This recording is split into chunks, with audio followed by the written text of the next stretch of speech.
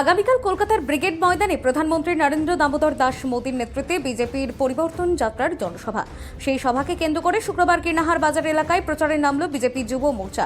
এদিন দুপুরে বাজার সংলগ্ন এলাকায় পথচলতি সাধারণ মানুষের হাতে লিফলেট এবং ব্রিগেডে যাওয়ার আমন্ত্রণ পত্র তুলে দেন দলীয় নেতাকর্মীরা।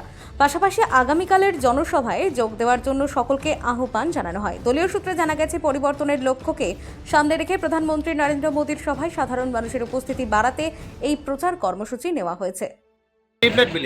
লিফলেট বিলি আমাদের যশস্বী প্রধানমন্ত্রী মাননীয় নরেন্দ্র দামোদর দাস মোদীজির যে আগামীকাল কলকাতায় ব্রিগেডের যে জনসভা আছে, তাই আমরা সাধারণ জনগণকে আমন্ত্রণ জানাচ্ছি যাতে সকলে মিলে এই আমাদের যে ব্রিগেড যাত্রা যে আছে কর্মসূচি, এটা যাতে সফল হয় এবং এই সরকারকে চেঞ্জ করার এবং এই দুর্নীতিমুক্ত সরকার আমরা উত্থান চাই, তারই সাদর আমন্ত্রণ জানাচ্ছি সাধারণ জনগণকে লিফলেটে দ্বারা।